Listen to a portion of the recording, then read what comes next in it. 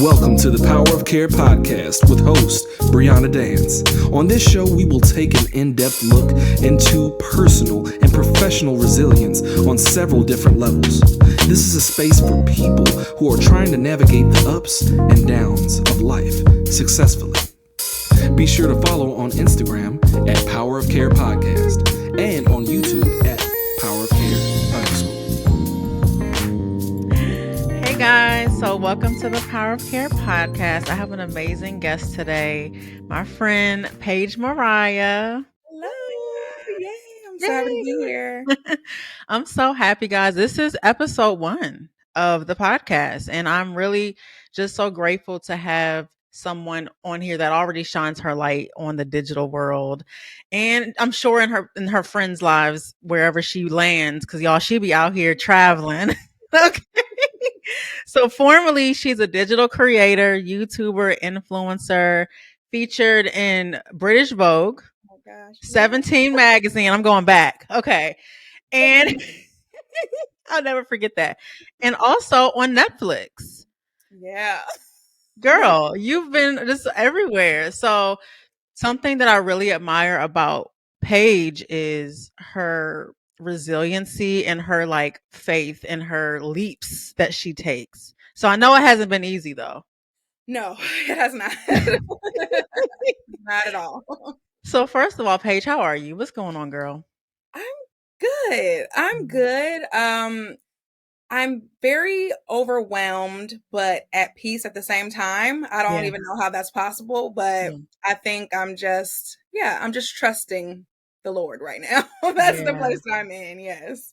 That's real. I mean, I've learned that things can coexist. Like I can be a little worried, but I also can be grateful, At the same time. at the same time.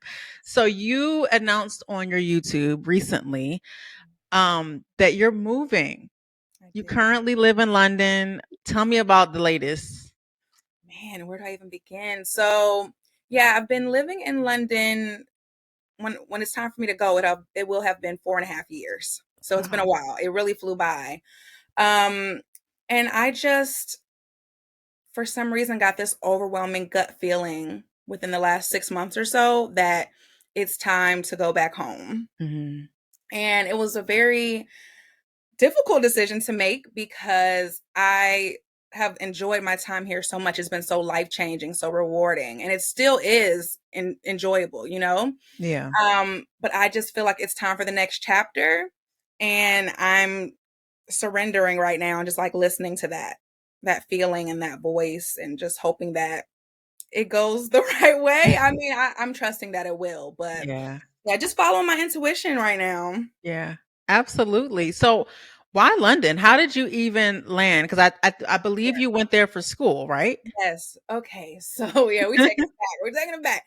So basically, after graduating from Hampton, that's where we know Woo! each other from, woo, Mhm. I went back home to Chicago and I was working at a non-for-profit as a marketing coordinator for 4 years. And I got to the point where I was feeling just very stagnant and unfulfilled in my career. There wasn't much room for growth in my position. I felt like everyone around me was progressing and I was just at a standstill. And it was very Mhm. difficult for me at that time dealing with that. And one day I just started doing research on company time. Don't tell them, but I started doing research about master's programs in London because it was always like a thought in my head since I visited with my family in 2016. But I had talked myself out of the idea. I was like, no, Mhm. you studied abroad when you were in undergrad. It's too late for you. You're too old. Mind you, I was only 25, going on 26. And I'm telling myself I'm too old to do something. Um, and I just decided that this was going to be the time that I actually followed through. And the more research I did, I learned that it was not a super like hard thing to do. Like it was something that was so possible. And there were other Americans who had done it before, and there's going to Mhm. be other Americans who do it after me. So like, why not me? You know? Right. So yeah, I looked into it and I made it happen. And I arrived here. I studied for my master's degree. Originally, the plan was to only be here for 1 year because that's how long master's degree programs are. but I loved it here so much that I knew that 1 year was not enough. Yeah, so I ended up looking into other visa routes, and I was able to secure a startup visa, which has allowed me to live here as an entrepreneur. And that's what I've been doing, yeah, ever since. Wow. Wow. Mhm. What a journey. Yeah. I mean, it's you're an entrepreneur now. And so I want to start off our first segment with it's called Take Me Back, right? So we started off with the current, we went back a little bit, but I want to go even further back, right? Let's do it. So childhood, what kind of like kid were you? What was your family dynamic? Were they like, oh, Paige, I can see you doing this. I can see you going out here and doing that? You know what? Like, as a child, I was always very, like, shy and Hmm. quiet. But I feel like once I warmed up to you or, like, amongst my friend group, I was always super outgoing. So people would get to know me and they would be like, "Shy where?" You know what I mean? Like, that was Right. just kinda how it was all throughout life. And even now, like, I'm still, like, very much not a fan of, like, public speaking and things like Mhm. that, but I also feel called to do it at the same time, and, yeah, Mhm. it's a tricky one, but, yeah, I think I've always also, like, been a storyteller. Yeah. Like, since high school, I was blogging, like, I remember I had my first, like, blog website, and I was just talking about my love life in high school, my friends, all the things that we have going on, and, like, people were actually tuning in and reading it, and I'm like, "Oh, wow. People actually care People about what I'm care. talking about." They Yeah. wanna hear from me, right? Yeah, and Yeah. then, like, it just kind of kept going, and in college, I got the 17 magazine thing where they chose, like, 15 freshmen to document their freshman year of college, and it just kind of became a thing where I just was sharing my story online, Yeah. and as someone who has always seen themselves as, like, shy and reserved, I'm like, "Wow, this is kind of like a contradiction a bit." But there's just something about I don't know, it's to me, it's easier to speak to hundreds of thousands of people online, like, on a camera, and when Yeah. you're in your room and you're filming, you're by yourself, right? Right. Than to be, like, on a stage, so it just kind of works for me. Yeah. It's the best outlet for me, I guess. But Yeah. yeah. Yeah. Wow, wow. So you started off blogging, Mhm. writing, Editing and then I into video. mean and then you went to video. Yeah. And Yeah. so tell me about was there something in you when you were like maybe high school, college years where you were like something's missing? Like there's a person that's not represented or there's a voice or there's something that I think that I could really bring like a different perspective. Oh, that's such a good question. Um, maybe so. Like, I feel like everyone has their own, like, unique story, right? Yeah. So, when I started documenting online, like, at first it was just about my personal style and my experience, like, in college, because that's my own story. And Mhm. then it transitioned into me talking about my weight loss journey and my Yes. fitness. And, that was my story to tell as well. And then, when I decided that I was going to move abroad to London, I'm like, I don't see anybody else who looks like me, telling this story. So Right. let me tell this one as well. And the thing is, like, there's always at least one person out there who can relate to you. That's true. Sometimes there's thousands of people who can relate to you, which is pretty cool. So yeah, like that was always kind of like my goal, like to tell my story and to share my experiences so that maybe somebody else can like avoid maybe some of the mistakes I've made or try some of the things that I've done that they may be a little bit too afraid to do or cautious to do. Yeah. I mean, it sounds like such a call on your life. Like that's your purpose is to do that. And it doesn't mean it's easy. So I want to kind of hear about because you're super vulnerable on your channel. I mean, your weight loss journey. Saw a little bit of dating stuff. There's everything on Yeah, there, yeah, right? yeah. Not just all the glamorous sides. Because I think there may be some myths about what it takes to be an entrepreneur, or I'm sure there's joys and highs and lows, but Sure. what has that vulnerability journey been like for you? Ooh, that's a good question.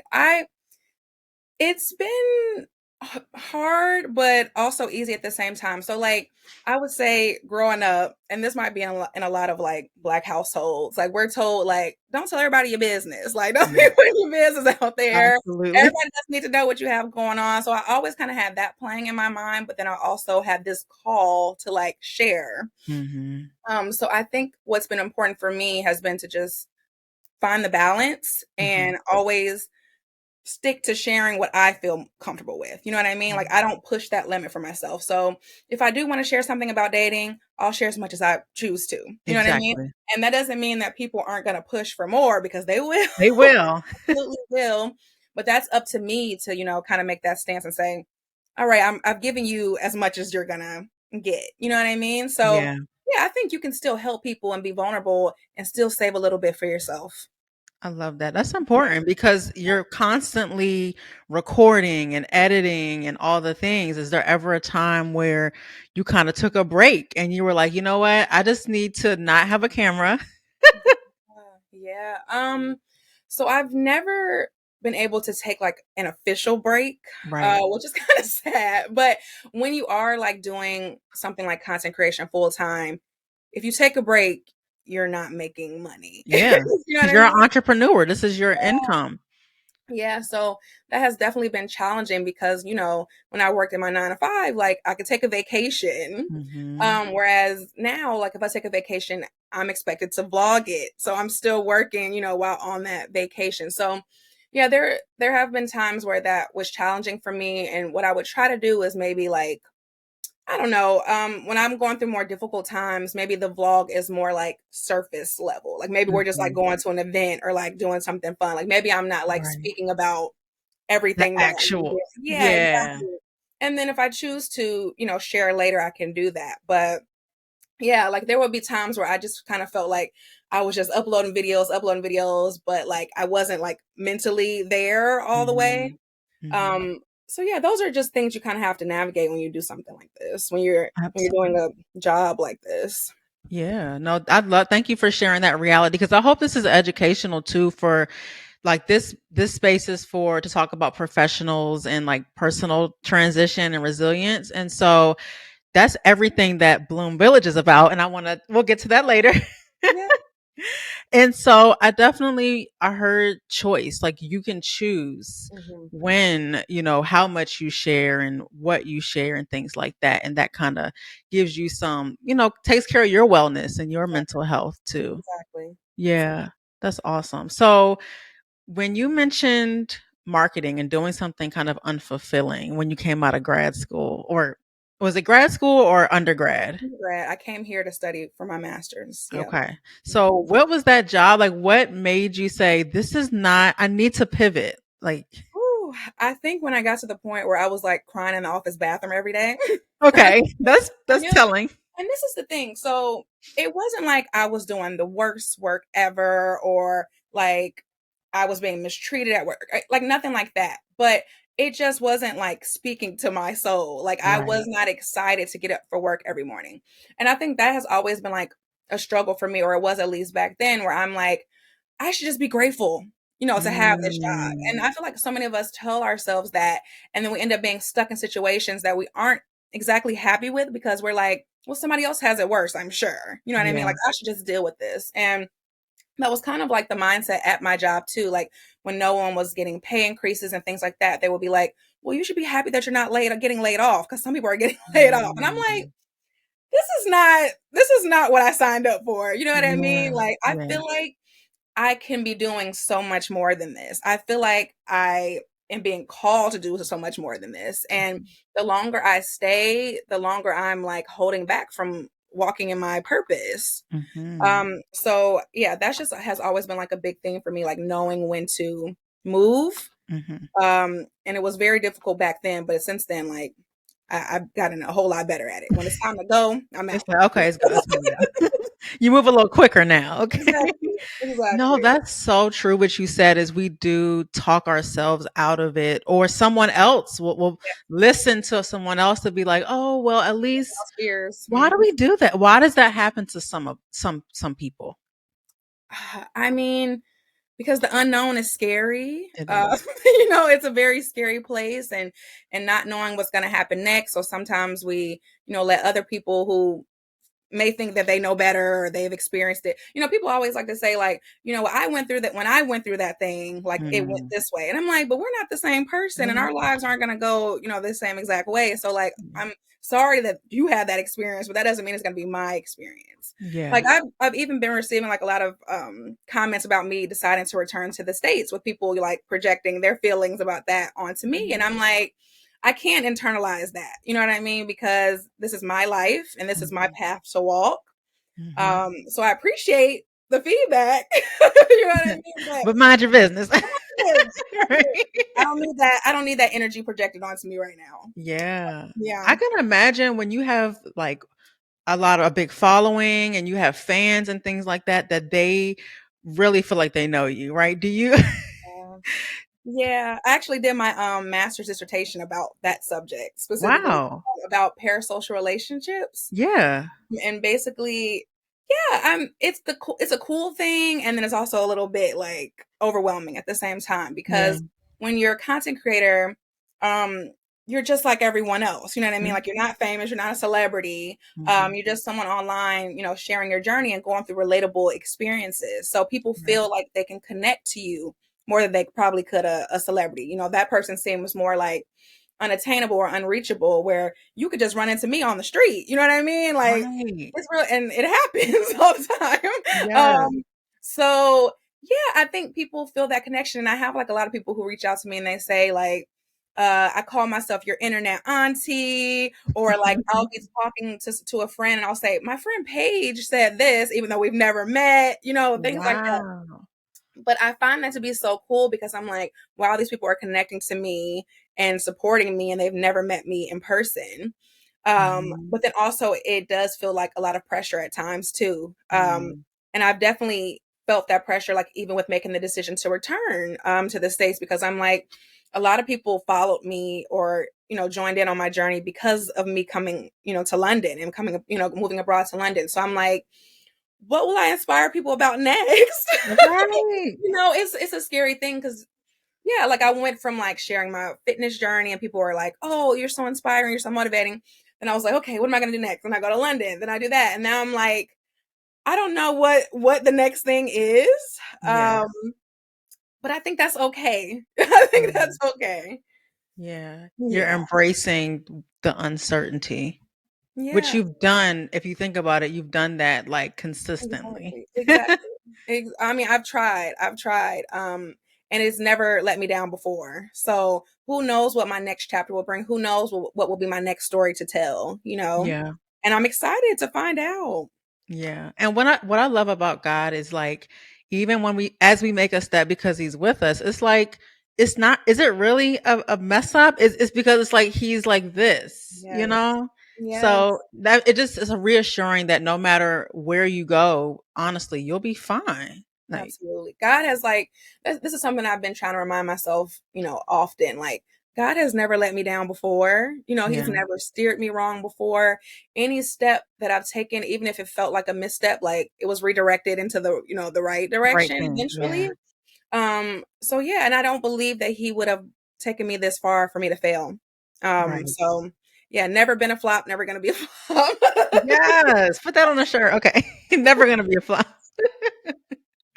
This next segment I kind of want to is focused on plot twists because life can just be like a roller coaster, right? Yeah. Is there a moment that you would like that you feel comfortable sharing that was really challenging, or a season in your life that was really difficult that ended up being really fruitful for you? Like, how did you get through that season?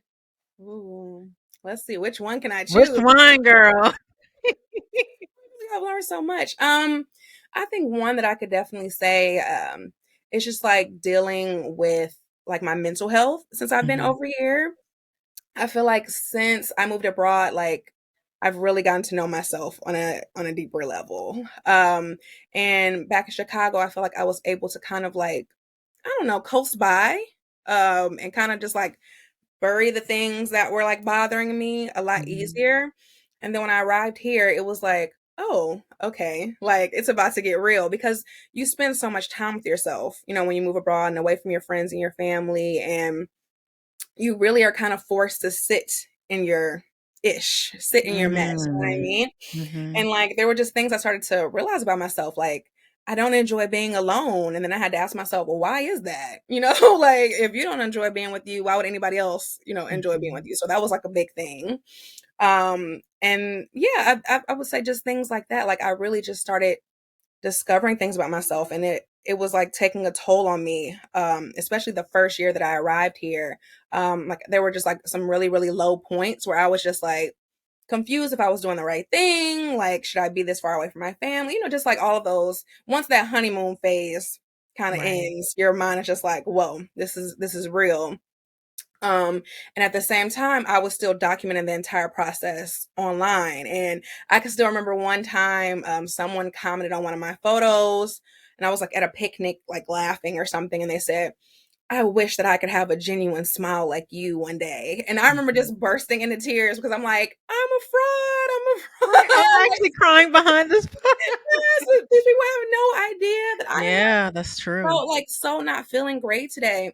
But I think, you know, after that, after dealing with that year, I think that's when I started to get a bit more vulnerable on my channel because I wanted people to know like this experience is not like moving abroad in general doesn't just wipe away all of your life's problems, okay? Yeah. Like something my mom has always told me is that like wherever you go, you bring you with you. Mm. And I think I thought that I could just move here and then everything was going to be like amazing and sunshine and rainbows.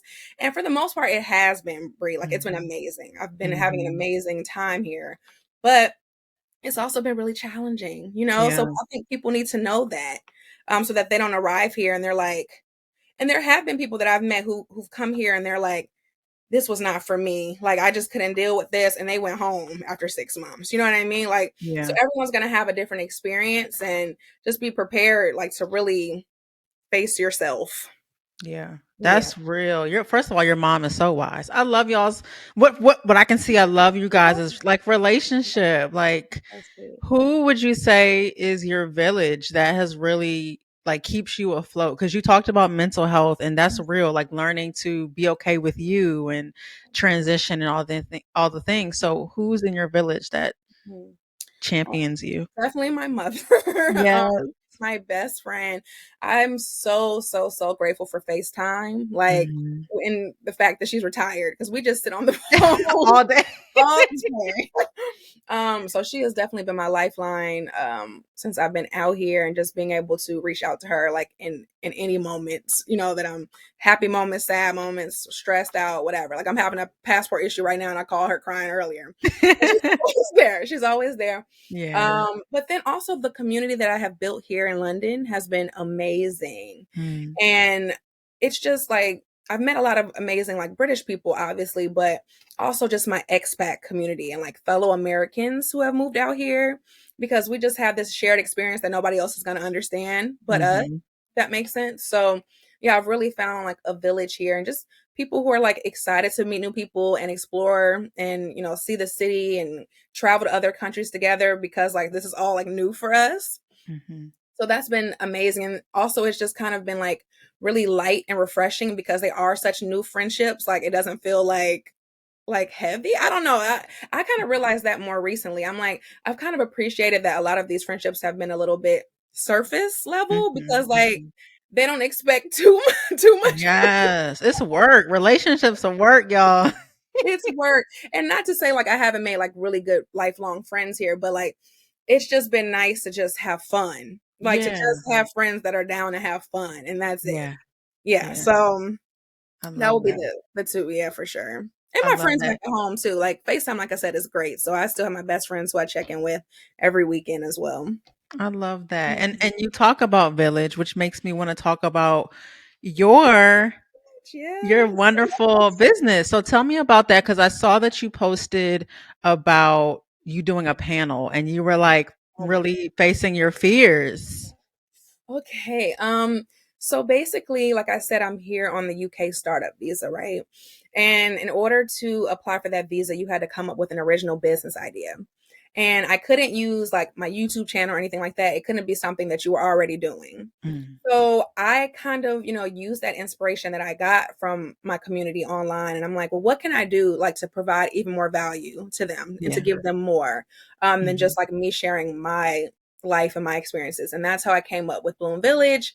And it's basically just like an online or a digital community for university graduates and young professionals who are unapologetically prioritizing their joy and fulfillment, which is something that has been like so important to me since I came here and left my job, because I was feeling so stuck and so unhappy for so long. So I just wanted to create a space that's like encouraging people to really like embrace and step into their joy and know that like your joy is a priority, your wellness is a priority. Like you kind of have to put yourself first in order to like be successful and give your best in other aspects of your life, right?